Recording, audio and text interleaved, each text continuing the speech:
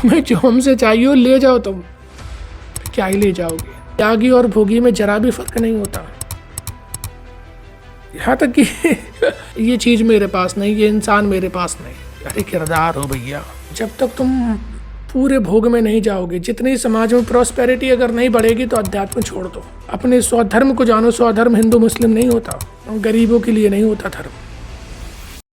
मुझे ये बात बार बार इसलिए बोलनी पड़ती है क्योंकि तुम अपने आप को सच समझते हो कि तुम सच में हो, बल्कि केवल तुम एक किरदार हो। किरदार कितनी बार मैं बताऊं इस बात को। और ये नहीं कि बहुत गहरी दार्शनिक बात मैं तुमसे बोल देता हूँ, ये भी नहीं कि मैं तुमसे कोई एक फिलॉसफिकल बात बोलता हूँ, बिल्कुल भी नहीं। बड़ी सिंपल सी बात है। तुम जितनी भी आसपास अपने चीज़ें देखते हो वो कैसे बनी, जरा सोचो। जरा चेतना से निर्मित हैं वो चीज़ें। अपने आसपास जितना तुम फर्नीचर देख रहे हो, मूल उसकी क्या चीज़ है? लकड़ी। तुम्हारा बेड, तुम्हारी टेबल, तुम्हारी कुर्सी लकड़ी की बनी है, मूल लकड़ी है उसका।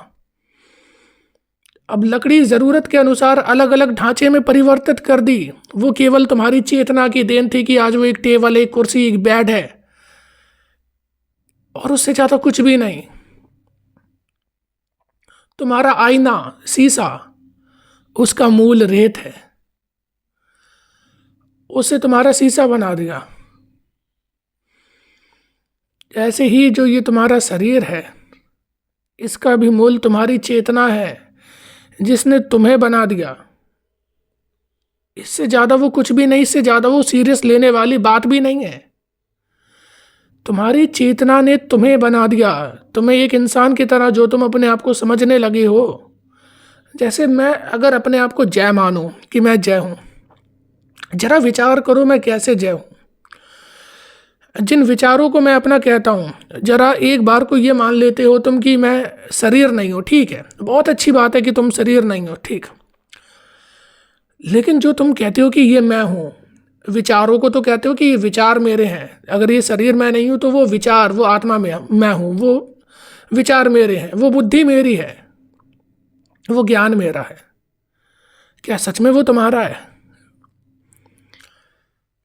जरा देखना, जो भी तुम्हारी धारणा बन चुकी हैं, जो भी जितनी भी तुम्हारी धारणाएं हैं, वो क्या केवल समाज की देन नहीं?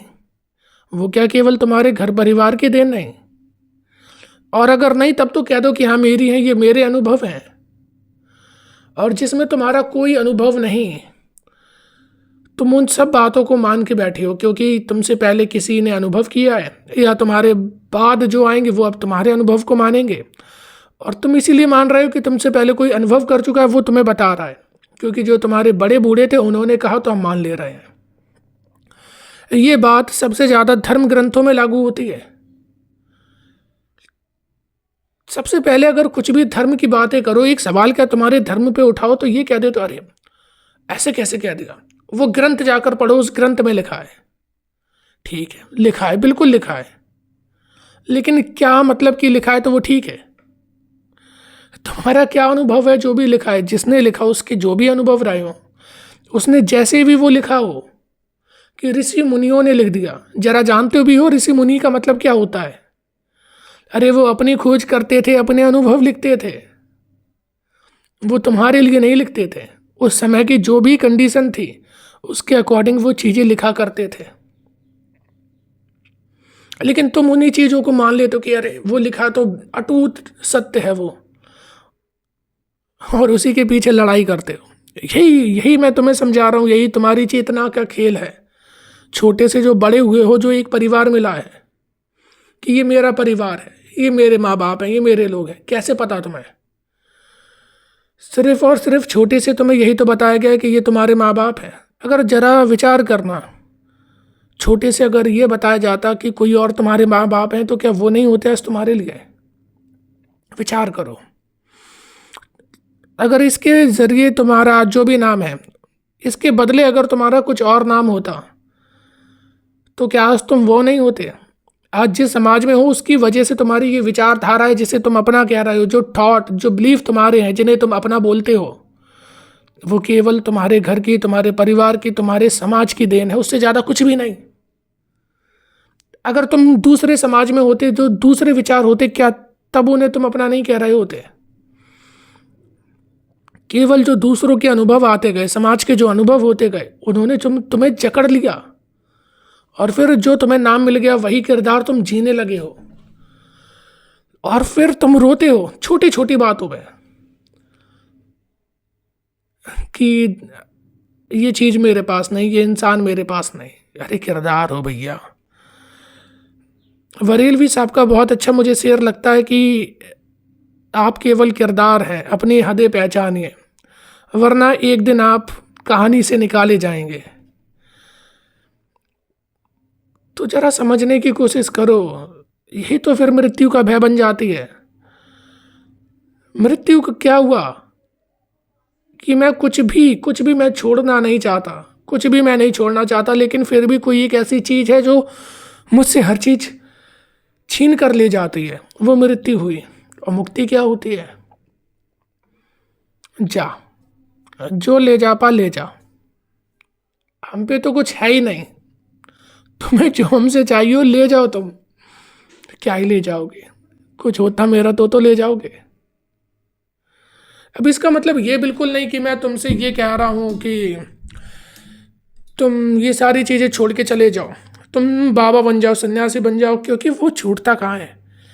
बस एक दुनिया से निकल जाते हो तो दूसरी दुनिया में पड़ जाते हो, और कोई परिवर्तन नहीं होता है। एक अहंकार से निकलते हो कि मैं ये हूँ, तो दूसरे अहंकार में पड़ जाते हो कि अब मैं बाबा हूँ, मैं सन्यासी हूँ, अरे मैंने सब छोड़ा है। त्यागी और भोगी में जरा भी फर्क नहीं होता। यहाँ तक कि त्यागी वो तो बहुत झूठ में फंस के रह जाता, भोगी चलो तो भी अरे भोग कर रहे हैं, सीधी बात है।